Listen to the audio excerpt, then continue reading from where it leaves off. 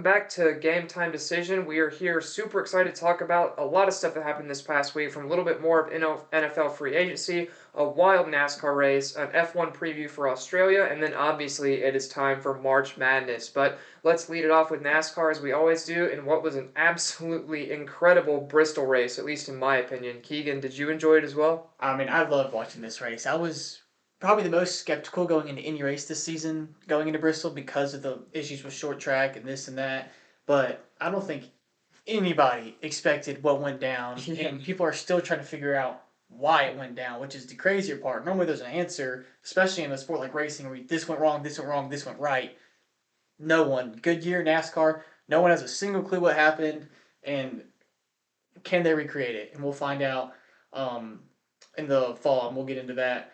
I hope they can recreate it though, because it was super entertaining. It reminded me of one of the first races I actually remember ever watching, the 2008 race at the Brickyard, where all the tires fell off and all the teams were panicking. And the shots during the race of the Goodyear people getting new sets of tires together, running around frantically, was super entertaining as well. Although, speaking of camera shots, I feel like every 5 laps late in a run, you'd hear Mike Joy, oh, spinner, oh, sideways, and then we just have a camera shot of like a pit box. And once again with Fox, what are we doing with that? Yeah. The racing itself was really good, really entertaining, and I remember at the start of this, I was watching just normal race. I got there about 50 laps late, just in time to figure out that my guy Tyler Reddick had spun out, and then as this long run went on, you see cars start to drop back like rocks. And you're like, what's happening? You think something's broken or something's wrong, and it's just the tires can't grip anymore. They're completely dead. Yeah, and you talked about that Brickyard race. I think it was Brad Keselowski who went on his radio and said, "This is awesome. This is the first time I've been a part of a race where I've had to worry about not having tires to the end in a long time in my career." And he's been in the sport longer than most have in the current lineup. So, yeah, just nuts. And when I saw Bush kind of drop from second to the back of the pack, and then another car, I was like, "Wow, this is actual like short track racing." Yeah. Like Clinton and Kevin kept saying up in the booth, just like Saturday night, Friday night, late model racing. They were absolutely right. I mean, there's no other way to put it. And it was incredible to watch. And just the visuals of the tires that they kept showing, Yeah. they were just shredded down to the fiber, and like some of them were kind of shredded, and others were just like, I mean, they were blown. They literally were in the like, but by the time they got to the pit, They were just the tire was carcasses. blown. Yeah. And it was crazy. And then seeing all the marbles, the thick like just shredded marbles up in the track. It was like that scene in Turbo. You ever seen that? Yeah. Uh huh. So yeah, I think he goes up in the marbles. It was just like that, and it was really fun to watch. So I hope they can recreate it. Um, I think so. We talked about everyone is kind of distracted right now because of Bristol, Yeah. but in my opinion, short track racing isn't fixed. No. Bristol may be fixed, but not short track racing. Richmond will forever be terrible, though, in my opinion. I don't think there's much you can do to help. I agree. I'm not a big Richmond fan. That may upset some of the older NASCAR fans, but I'm not a Richmond fan. And just we'll have to see in Richmond in 2 weeks or In Martinsville, too. coming up what changes on the off season were actually made and actually do change racing. And if those races are great, then the changes that the minimal changes NASCAR made and minimal changes Goodyear made worked, and I'll eat my words. But I don't think short track racing is fixed. I just think the Bristol racing is maybe fixed. If they can recreate this, we'll have to see come fall. Yeah, my issue with this right now is it kind of feels like, I don't know if you know much about these spring football leagues that are popping up, but it feels the same kind of manufacturing where we're putting down this resin, we're getting freak scenarios, the tires are all falling apart. But if you look at really deep down into the racing, if this was just a normal Bristol track that had no resin on it at an average temperature, do we still think this would have happened? And if not, do you think there would have still been able to be good racing? And for me, those are big questions that I have entering Martinsville and Richmond. Are we going to see these guys, without these freak scenarios, be able to still pass, be able to still race without just it forming a single file line around the track again? Right, and I mean we'll just have to wait for Richmond to see if it's in the driver's hands or if it's right back to where we were. And that was the biggest storyline about the races. The drivers and everyone felt like for the first time in a while that the cars, the sport, the race, the outcome, the winner was in the driver's hands. Yeah. And it showed. I mean, your top three finishers were three Oldest three guys, field. right? I mean, Denny Hamlin ended up winning, but Mark Truex was right behind him, and not far behind them was Brad Keselowski. Bush, the other veteran, had some troubles, spun a little bit, had some pit road troubles. Nothing new this year. That entire RCR crew is going to get fired by race 7 at the rate it's going. But the problem, and we've talked about this off camera, is inconsistency with the team. Yeah. It's hard to get a rhythm down with the team when you have a moving part every single week. So I think Richard Childress needs to be like, okay, find your guys, whether it's the one that ran at Bristol or whoever's going to run this weekend. Find your guys, and you have to stick with them at least 4 races. Let them get some chemistry under the belt, and then you can move forwards and make decisions. I know it's not completely traditional, but I wouldn't hate the idea of maybe using this Kyle Busch pit crew in the Xfinity series as well and having him do double duty just to gain that chemistry together because you're never going to get chemistry without consistency, like you said. So if you get these guys working together more than just one time a week in an actual live racing environment, I think that could be beneficial for them. And they're probably a little hesitant, and it's a little different now because of the different tires you have Yeah. across Xfinity and NASCAR, unlike a few years ago. But still, any practice of just syncing those movements up, Right. even though you don't have the same lug nut setup, you have the center lock versus the more traditional 5 on the Xfinity cars. I think any work together as a crew is going to help with that. No, I agree 100%, and that's something that Bush himself has got to get down. There's been some self-inflicted wounds on pit road, but him and his team need to get down. And another 2311 Racing, we've seen some pit road issues with them, and we'll get into those later when we talk about Tyler Reddick. But Yeah, they've had some issues that but a lot of it's been strategy issues too that we've seen. Like at Bristol, when they decided they didn't need tires, and to their credit, they didn't know the outcome and how the tires were going to wear and what exactly was going to go down. But he stayed out, and that lasted about a quarter of a lap into turn 1. I mean, it was just dusk, and that's exactly when everybody watching knew, whoa, we have a problem. We have short track racing. So that was fun to watch. But the drivers were kind of polarized about the racing. Like Hamlin obviously won, so he was going to be in the best of spirits to talk about it. So he obviously loved the racing. Some of your older guys loved the racing. Brad Keselowski mentioned that. A younger guy, Elliott, he loved the racing. He thought it was more in his hands, and he was very happy with the way the race turned out. And then you have some guys who were against the racing. Blaney showed some frustration about it after the race. A shocking one to me, Kyle Larson showed some frustration about the racing. He said, if I was going to do this once, it'd be fun. But if this is short track racing every time we go to a track like this, he said, I'm not going to enjoy it.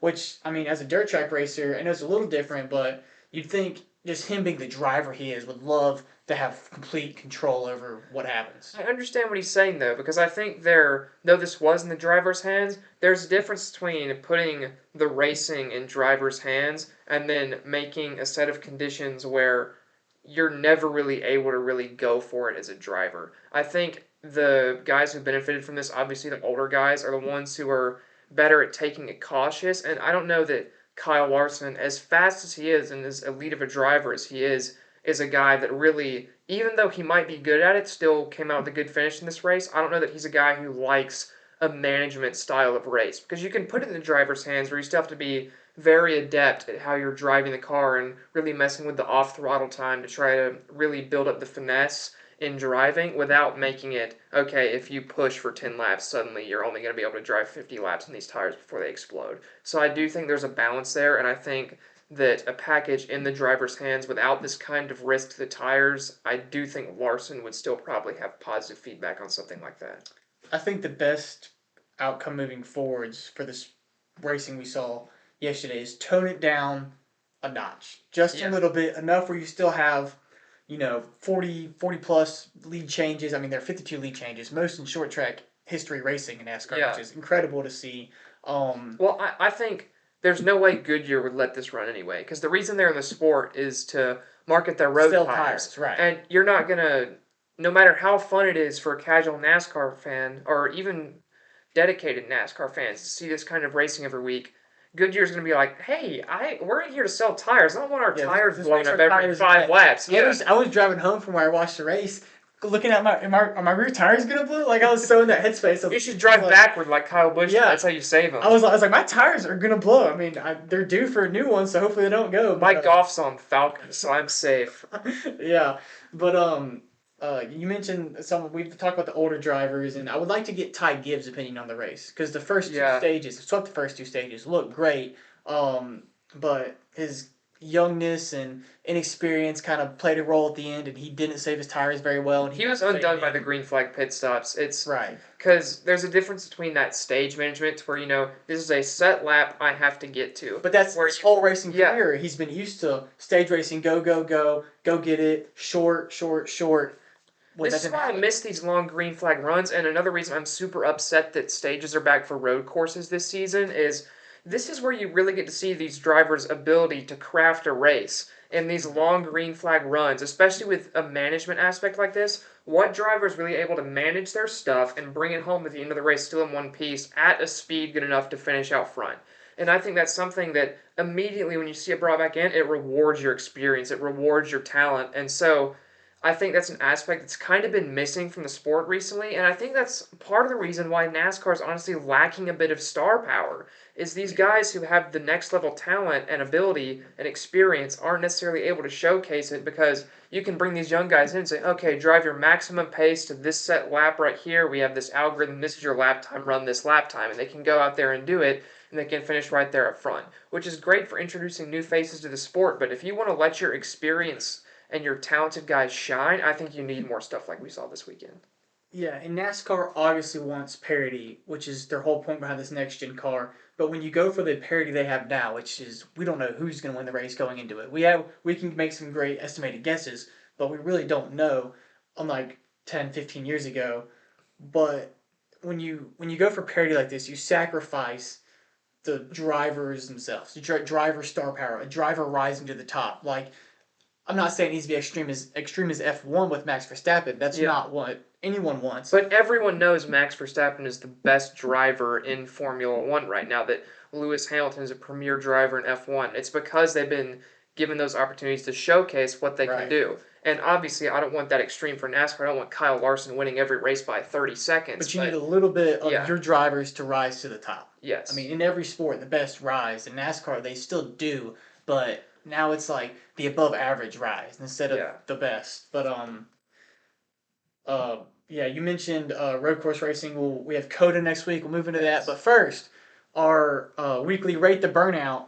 Denny Hamlin won, so I was ready to give it a bad burnout score, but he's gotten pretty good. 0 on principle. He's gotten pretty good at burnouts. He did one on the front stretch, then went to the back stretch, showed those fans, and then came back to the front stretch, had some flair, did some twirls, some spins, some donuts. Burnout was excellent. I got to give it a 9, maybe 9.5, but it was really good. It was fun to watch. I'm going to give it a 9 as well. It was a great burnout. Obviously, not a Denny Hamlin guy, but credit where credit is due. Very, very good burnout.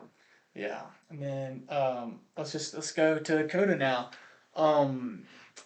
So we talked about Tyler Reddick and his kind of pit strategy, pit crew troubles this year.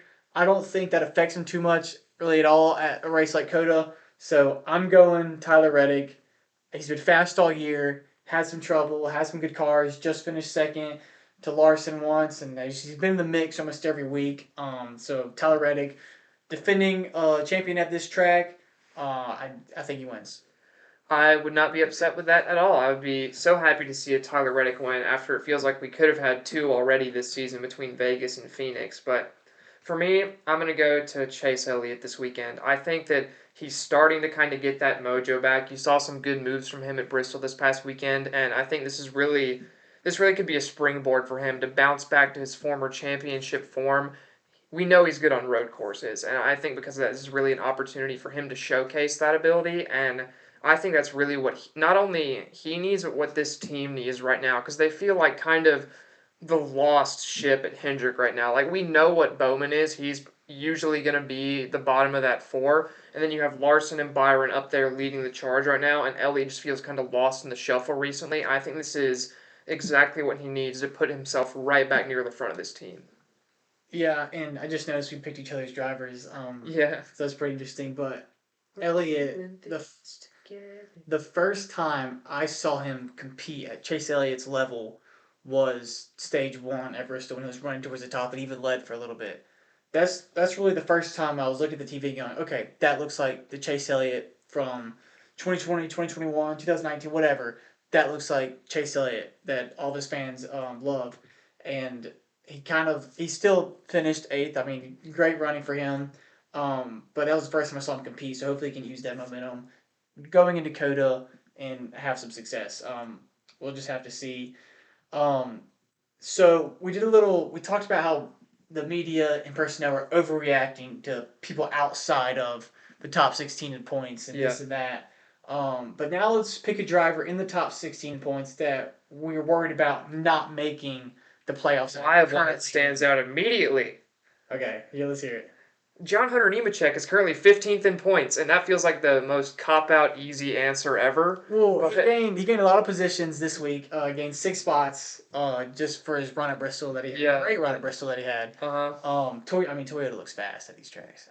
I mean, they do. they're I John Hunter Nemechek, I will say, this is a guy I've loved to hate on in the past. He is right up there with Daniel Hemrick for guys I call the NPC drivers of NASCAR, but credit to him, managed his tires really well, was faster than some of the cars in front of him towards the end of the race. I mean, absolutely flew by Chris Buescher in the last 10 laps there, and finishes the first car one lap down in sixth. So that was a bit crazy, but credit to him for sure. I just don't think that this is sustainable over the course of a full season for Legacy. I don't think their equipment is there yet. Him and Eric Jones have both had fast cars the last couple weeks. Eric Jones was fast at Phoenix until kind of getting lost in the shuffle in the middle of that race. So while I do think this team has potential, I don't think Nemechek is good enough to make it a full season at this level and make it into the playoffs. okay. So yeah, no, I agree 100%. I don't see him in the playoffs either. But just to pick someone else, there's two drivers. One will shock a lot of people. Um, One really won't. It's two Hendrick guys, Chase Elliott and Alex Bowman.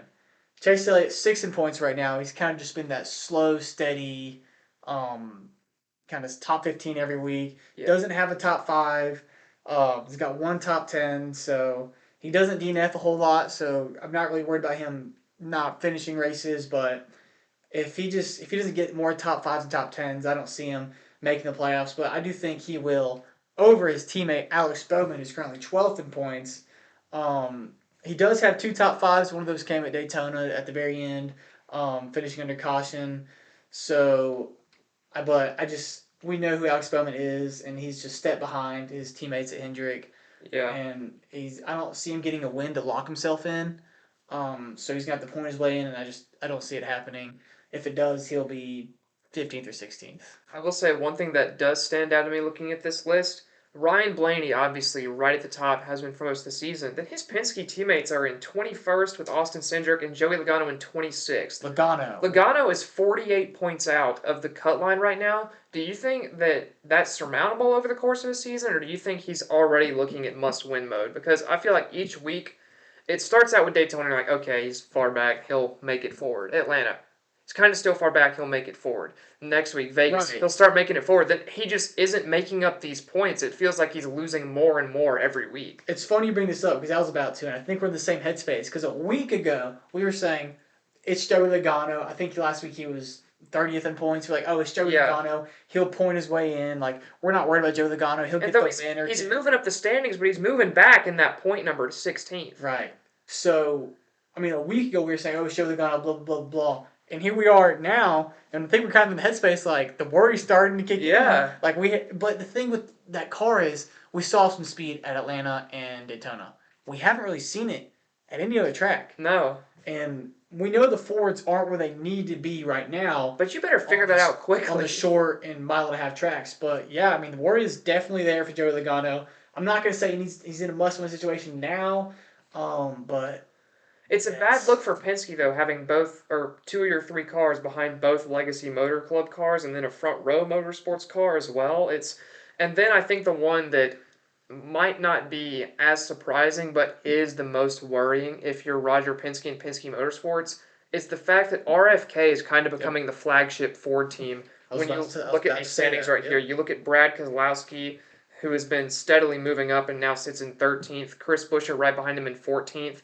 This, after the super speedway races, where they were still fast, this has been your most consistent Ford team by far since then. No, I 100% I agree. And yeah, I think it is worrying for Penske, but can you give all that credit to Brad Keselowski? I mean, he comes in to Roush Fenway, turns it into RFK, rebrands, and I mean, they're one of the best branded NASCAR teams, I think. I mean, Yeah, they have great social media. Their social you're media always talking presence about is their great. cars and the things that the hashtags and have, and their The special. convertible. Yeah, the convertible. They made that a commercial. It was a TikTok at first. It was a commercial, which is a big step.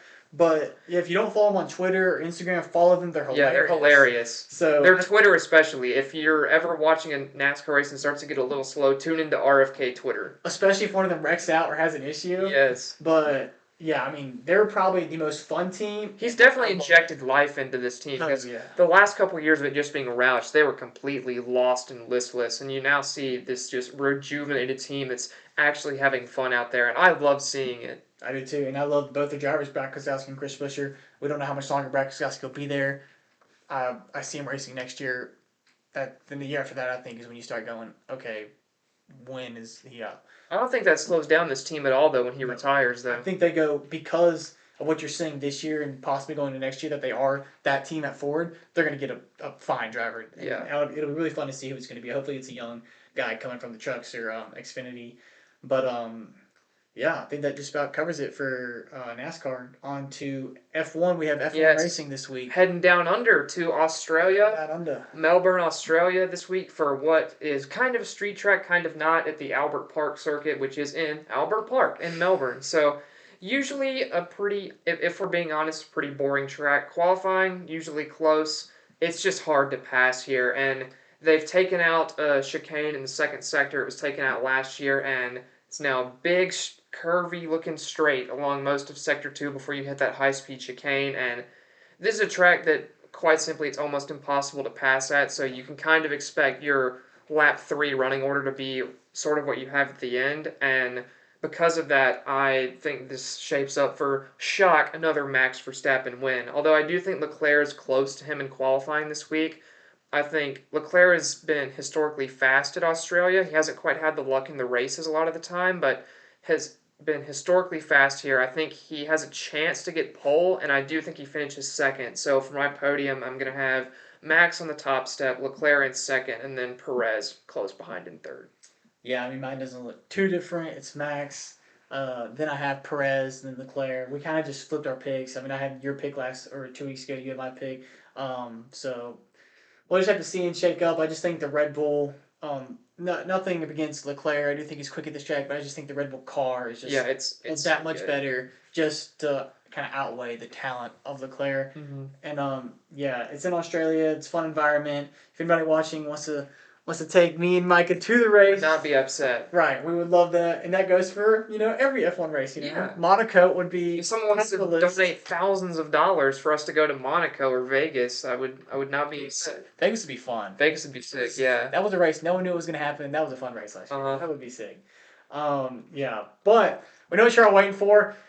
It's March. March Madness starts Thursday. Cue the CBS theme song, but don't because copyright. We don't have the money to pay CBS. Yes. So, but yeah, crazy conference tournaments. Our team Auburn 21 seeds lost in conference tournaments. 20. Yeah, it was. I mean, the first time the SEC in I think 2016 or something that It's been a while, yeah. no one seed was in contention.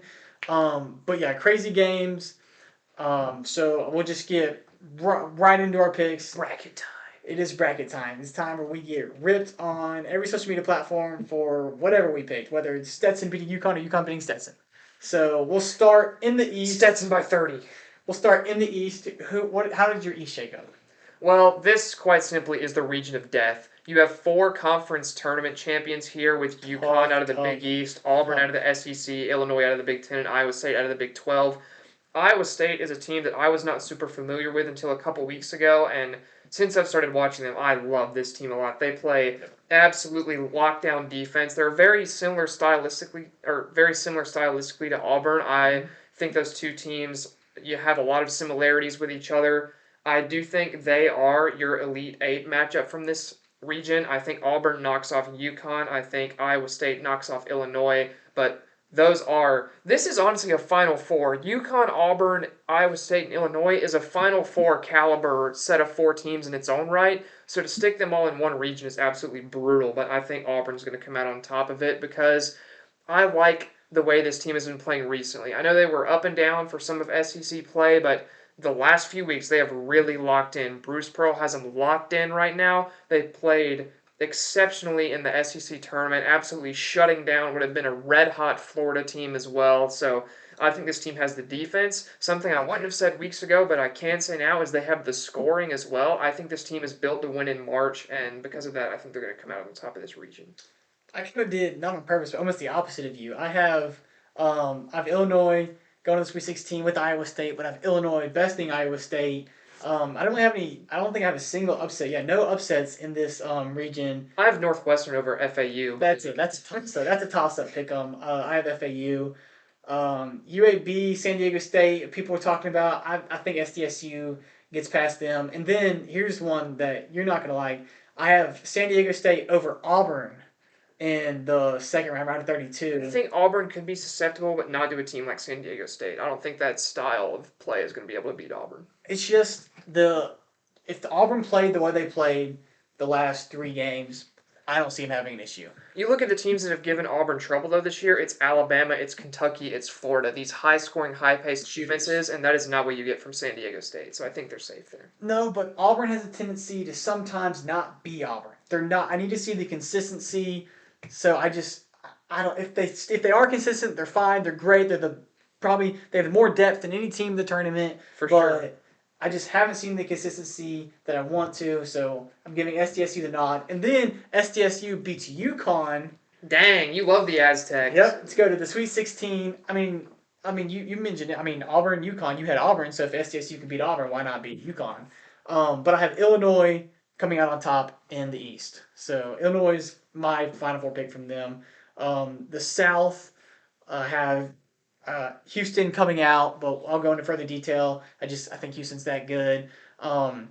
Nebraska, Texas A&M, another toss-up. I'm going Nebraska. I am as well. I like Boots Radford, but I'm just going I Nebraska. would say Wade Taylor. You got to watch out for. If Wade Taylor gets hot, that's how Texas A&M wins this game. Texas A&M wins if they get on runs. They're a team that has to get on runs to beat. I would say expect this to be a high-scoring game for sure. Yes, and then Wisconsin versus Madison. I have Wisconsin, Duke over Vermont, NC State over Texas Tech is the first big upset I have.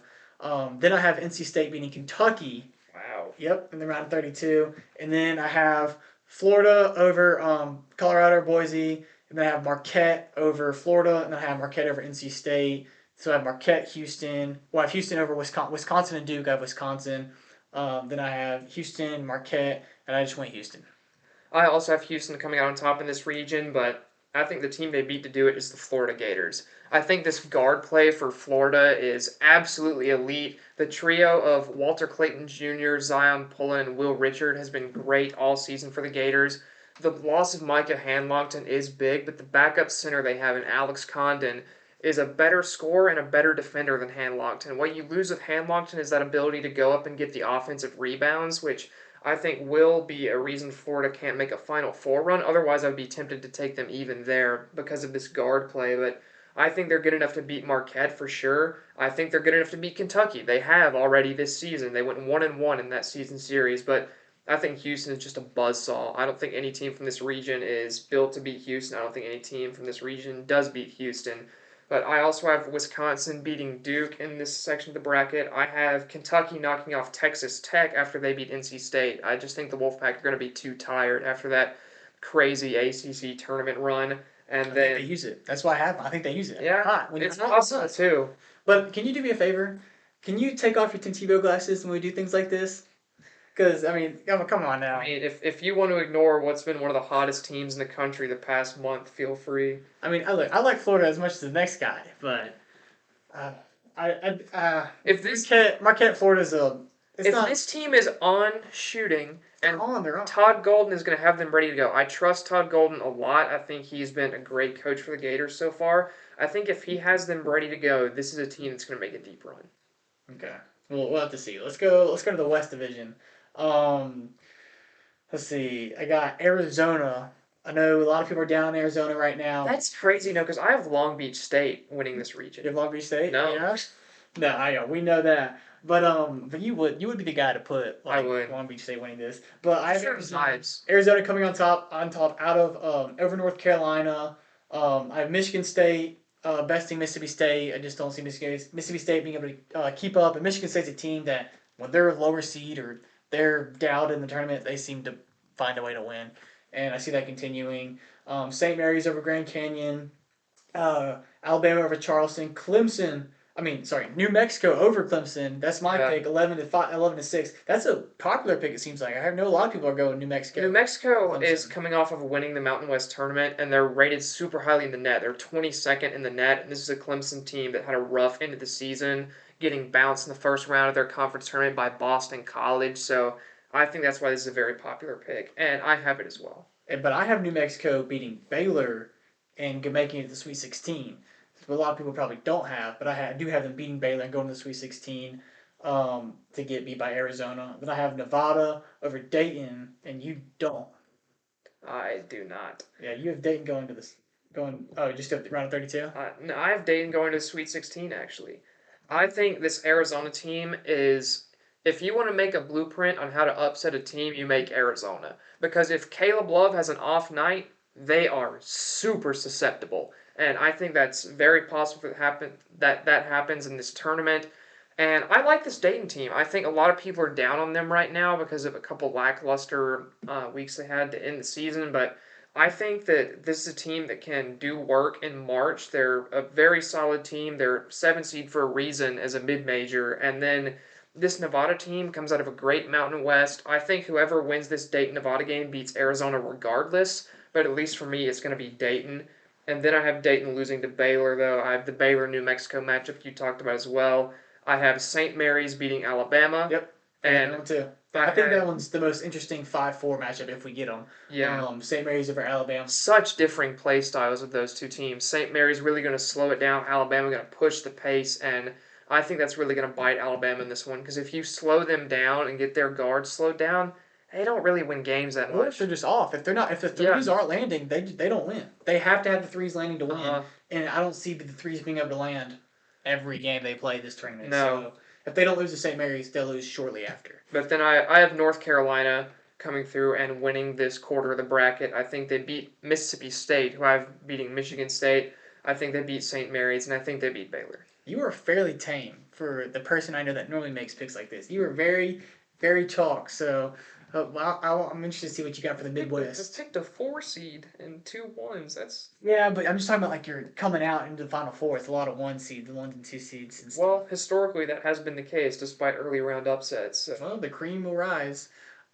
Midwest Final Division, which is, I mean, Purdue, they just gave them one, right? Yeah, I'm so chalk that I actually have 8 seed Utah State beating TCU and Purdue. So I did. this is where the chaos happens. I have Utah State beating TCU, beating Purdue, beating Gonzaga, and then they get beat by Creighton. I also have that exact same thing happening. I think Creighton's just too good. I like this Utah State team a lot, though. Won the regular season title in what, again, is a very solid Mountain West conference. So I think people are going to be sleeping on the Aggies a little bit coming into this, and I think they're going to pay for it. I think Purdue, it's a believe it when I see a thing with Purdue in March at this point. They lose so frequently in these type of tournament settings. I could just see it happening again. I think Samford takes out Kansas in the first round. We saw a 4 go down to a 13 from the Southern Conference last year, and Virginia losing to the fighting Paladins of Furman. So I think that the Samford Bulldogs are going to be ready to go in this one. I think they beat Kansas. This is a Kansas team that when they aren't playing in their own building are not close to the same team they are in Allen Fieldhouse. And then with the injuries they're dealing with, I think they're built to upset. Then I have Gonzaga beating Samford. I have South Carolina over Oregon, which I know Oregon's a very popular upset pick for that. I have Oregon. I do think South Carolina's good enough to win that game, though, but I think they get the doors blown off of them by Creighton, frankly. Then I have the winner of Virginia and Colorado State beating Texas. I think both of those teams are better than the Longhorns. And then no Linsanity run for St. Peter's this year, as I have them dropping the first game to Tennessee, who then beats the winner of UVA Colorado State before losing to Creighton. And then in the region final, give me Creighton over Utah State. Yeah, our finals are the same for that. I have Creighton over Utah State. I do have Oregon over South Carolina and Texas over the winner of UVA and Colorado State. And I have Kansas over Samford. That one I'm really tempted to change though, just because of the injuries Kansas has. I think there's a chance that one or both may play, but they're not going to be themselves. So I'll have to see. And then our final four, my final four is Illinois and Arizona, and then Houston and Creighton. I have Illinois beating Arizona, and last time I took Illinois in a game like this, it bit me really early. This was two years ago, I believe. And then I have Houston Creighton. I have Houston going. So I have Houston and Illinois in the final, and Houston's my national champion. I also have a Houston Creighton Final Four matchup that I think Houston wins as well. But my other side of the Final Four is Auburn coming out over North Carolina. I just think, like I said earlier, this Auburn team is locked in right now. And when they're playing complete basketball, they are a national title type of team because of that depth, which is something that not a lot of these other teams are going to have. And then I think they beat Houston because we just saw the recipe for beating Houston from Iowa State, who, in my version of this bracket, Auburn just takes down one or two games prior to this. So this style of team that Auburn Iowa State is, this lockdown defense type of team, which is similar style to what Houston plays, that is what Houston can be susceptible to. Because if you're able to hold Houston to where they aren't getting their shots to fall, this isn't the type of team that can really go on those kill shot runs you talk about of like a 10-0 or larger run. And I think Auburn's defense is really going to be able to take advantage of that. So give me Auburn for the national title this year. Yeah, I mean Auburn's definitely a team that can kind of hand out those kill shot runs. We saw it time and time again in the SEC You saw it versus tournament. Florida. Yeah, Florida brought it back within one, then Auburn stretched it right back out again, and from there the Gators were done. Oh yeah, and that's just Bruce Pearl's style of play. The press defense, like I mean, just after Florida came back from the injury timeout, and the whole building was kind of like in like shock and sullen about this player and all this, and they were kind of what are we gonna do now? And we got to adjust. I mean, Bruce Pearl didn't care. He was pressing that play. I mean, Yeah. right from the gate. So they're relentless. They don't let up. They're aggressive. They're a high energy, high chemistry team. Typically teams who do well in this tournament, but we'll see if they can keep it up. I think the biggest question for Auburn is Aiden Holloway.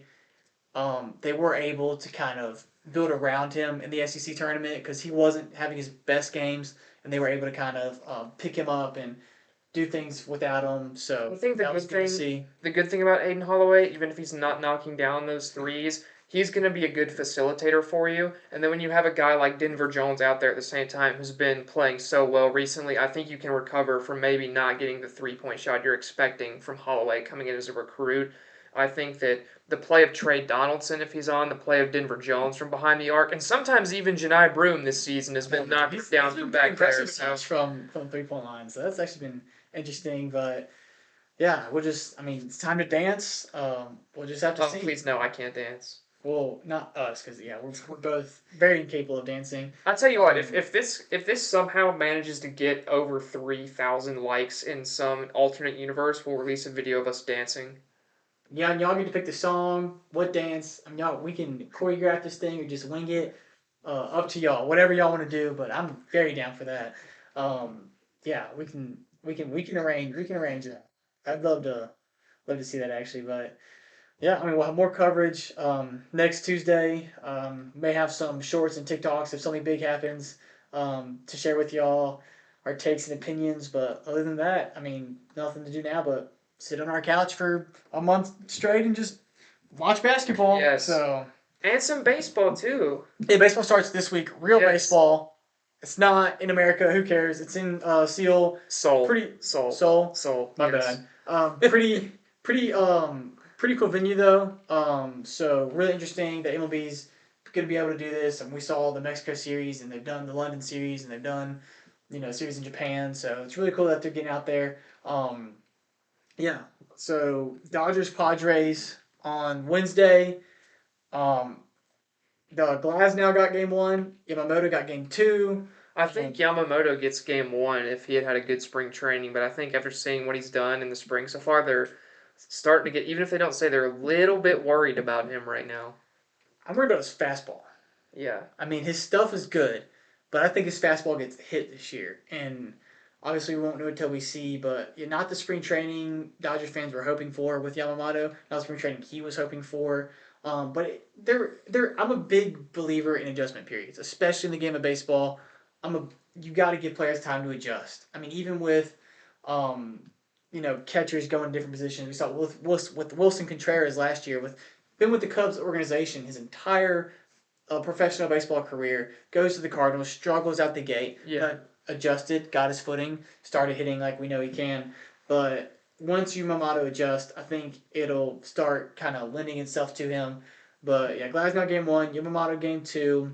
The Padres giving Darvish the nod for game one and Musgrove the nod for game two. No Dylan Cease, interestingly.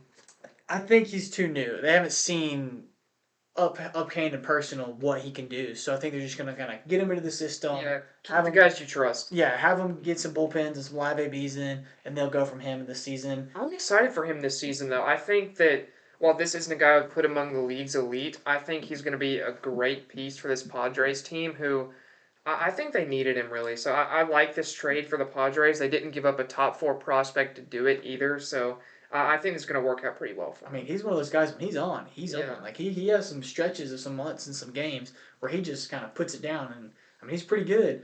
Um, how do you think the series kind of shapes out?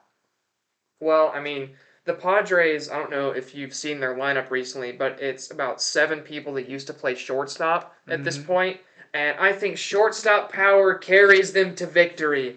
I think we don't know what we're getting from Tyler Glasnow yet. He's great when he's healthy and he's on, but this is obviously his first game back. Yoshinobu Yamamoto, first live big league action. So I think the experience of a Yu Darvish and a Joe Musgrove, who are both fully healthy, is going to really benefit the Padres in this series, and because of that, I think they're able to shut down the Dodgers lineup more effectively than Glasnow or Yamamoto will be able to with San Diego. So you got San Diego winning both. Uh, I think they take the Joe Musgrove game for sure. I'd give them a slight edge in game one, but if they lose one, it'll be game one. Okay. The Dodgers offense is, I know it's spring training, but they've been clicking. They've been hot. They've been hitting really well in spring training, especially their dudes. Otani maybe not as much as he'd like to, but Freeman and Betts are not picking up where they left off in the playoffs last year. That's for sure. Yeah, So they're good. I think I'm with you. I think the Padres have a better shot of going 2-0 than the Dodgers do if they lose one.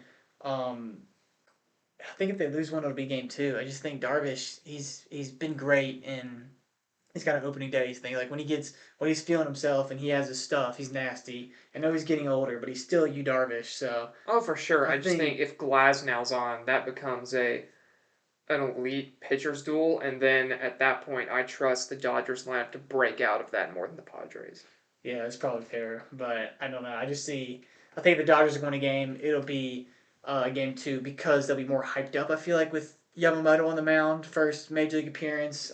So I think they'll have a little more flow in their dugout. So I think if they do win a game, it's game two. But yeah, just fun to finally see baseball underway. And a sad thing to see in the baseball world right now is Trevor Bauer still not signed with the It's a team. rough situation. I mean, every baseball. I haven't heard one baseball fan say, "Oh, he doesn't need to come back to MLB." I think Really, you haven't? I'm seeing that all over the place. really, There's people that still definitely want him out, and they're saying he's not good enough. He doesn't deserve to be back. So I think there's definitely people on both sides of this still. I think that he at least deserves a shot, and then if he's terrible, he's done. do exactly what he said. Sign Yeah. him for league minimum, which he said is perfectly fine with him. He wants to prove himself, which is what I love. He wants to go into a program, prove himself that he's still capable in an MLB caliber pitcher, which I'm all for. And I just don't know why a team doesn't Yeah, take him up on that. You're not risking anything to go get him. because for me, as soon as if I'm an MLB team and I know when Trevor Bauer was on in the MLB, he was one of the best. And then as soon as I find out all this allegation stuff was just made up and falsified that was brought forward against him, and no one else wants him, I give him a tryout. I see what he's got. And then, like you say, if he's terrible, you can cut him. But I think you at least need to give him a shot.